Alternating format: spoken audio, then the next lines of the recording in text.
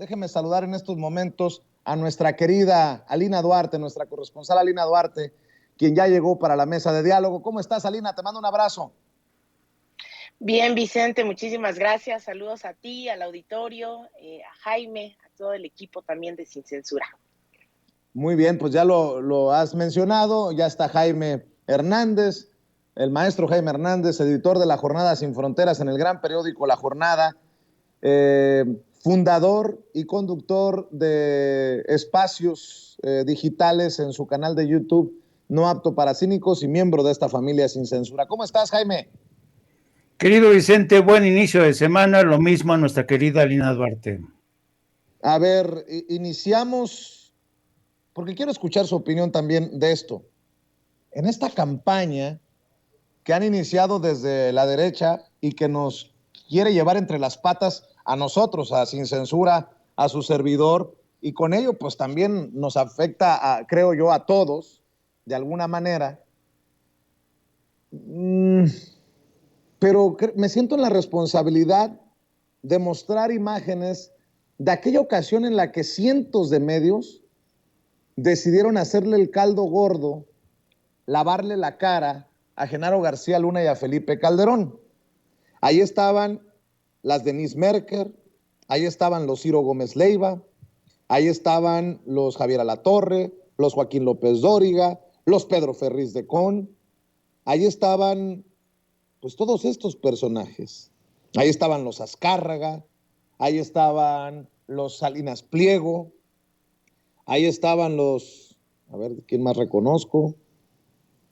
Ahí estaban todos, ahí estaban los Carlos Marín, y en aquel entonces, un 24 de marzo del 2011, Felipe Calderón escribió: celebro compromiso de medios, organizaciones y personas que suscribieron acuerdo para la cobertura informativa de la violencia. Y en aquel entonces, leo: durante el inicio del segundo periodo de Iniciativa México, un movimiento encabezado por organizaciones empresariales y civiles, creado con el propósito de romper ciclos y transformar el país, 715 sellos mediáticos firmaron el documento que busca establecer parámetros para informar asuntos de seguridad y crimen en el país. Los 10 criterios son: 1. No ser voceros del crimen organizado. Evitar el lenguaje y la terminología empleada por los delincuentes u omitir información que provenga del crimen. 2. Dimensionar adecuadamente la información. Presentar datos en el contexto correcto, explicando la situación real del problema de la violencia en el país. 3. Atribuir responsabilidades explícitamente. La información que se presente del crimen debe dejar claro quién provocó cada hecho de violencia. 4. No prejuzgar culpabilidades. Los medios deben respetar en todo momento el principio de presunción de inocencia. 5. Cuidar a las víctimas y a los menores de edad. 6. Alentar la participación y la denuncia ciudadana. 7. Proteger a los periodistas. Cada medio debe instituir protocolos y medidas de seguridad para sus colaboradores. 8. Solidarizarse ante cualquier amenaza o acción contra reporteros y medios. 9. No interferir en el combate a la delincuencia, no difundir información que ponga en riesgo la viabilidad de las acciones y los operativos contra el crimen organizado o que comprometa la vida de quienes combaten a la delincuencia. Entre los medios signantes están las principales cadenas televisoras del país, Televisa y TV Azteca, Grupo Multimedios, Diarios y Televisión, los periódicos El Universal, Excelsior, El Economista, La Razón, así como varios diarios locales. También firmaron Grupo Expansión, Revista Nexos, Revista Etcétera.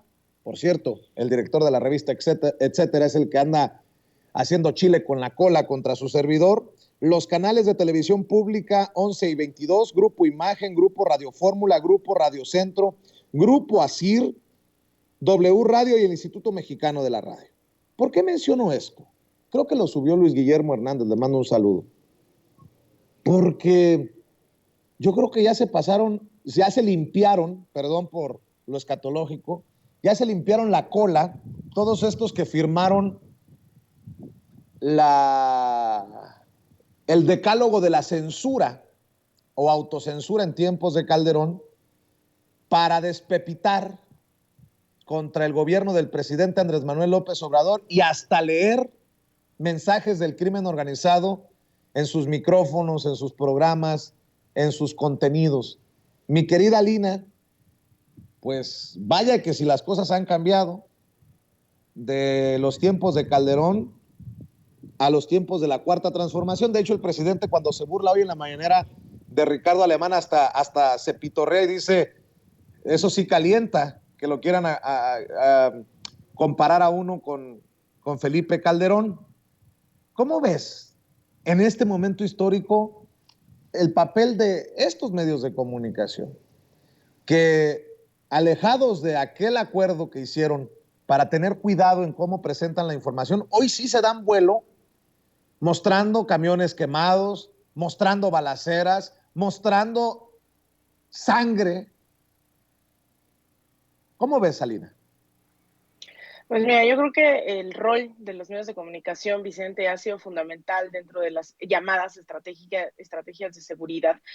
No es que haya aumentado la violencia, simplemente hubo este apagón de estos medios de comunicación. Y yo recuerdo perfectamente durante ese sexenio cómo los medios dejaron de transmitir lo que realmente estaba ocurriendo en el país para pasarnos novelas de tiempo completo, para pasarnos caricaturas en horario estelar, ¿no? Yo recuerdo mucho, ese era el rol de Televisa y de TV Azteca, y las noticias eran las indignaciones de la señora de la tiendita de la esquina, que no está mal, ¿no? Creo que al final la voz ciudadana es importante. Sin embargo, esa violencia que estaba ocasionando el Estado mexicano, esa guerra en contra del pueblo, esa mal llamada guerra contra el narcotráfico, esa guerra civil desatada, ¿no? Durante tiempos de Calderón, no era televisada.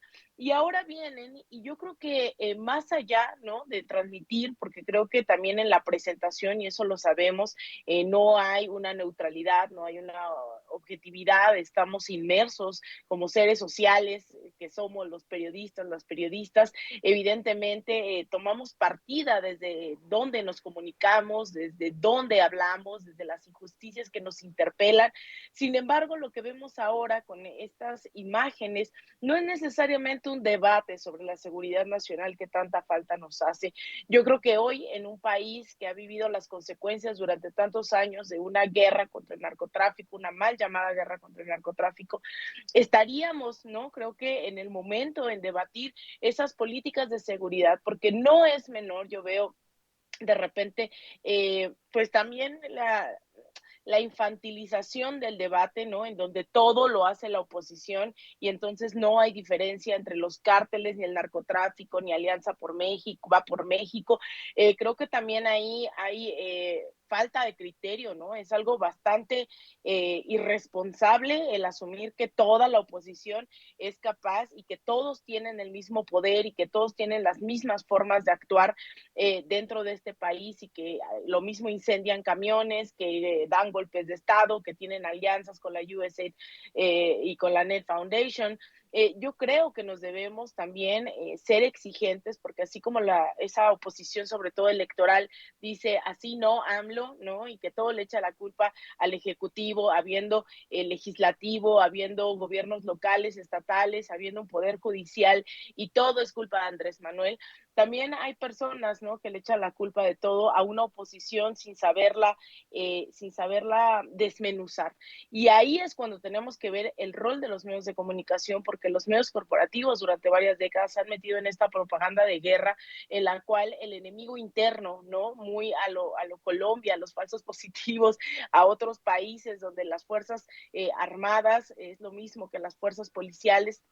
Hoy tendríamos que estar viendo qué está ocasionando esta violencia, pero sobre todo también responsabilizando a esos medios que nos ocultaron durante años un debate de que no estaban llevando a cabo políticas de seguridad, sino estaban inmiscuyéndose y limpiándole el terreno a ciertos cárteles del narcotráfico, estaban coludidos.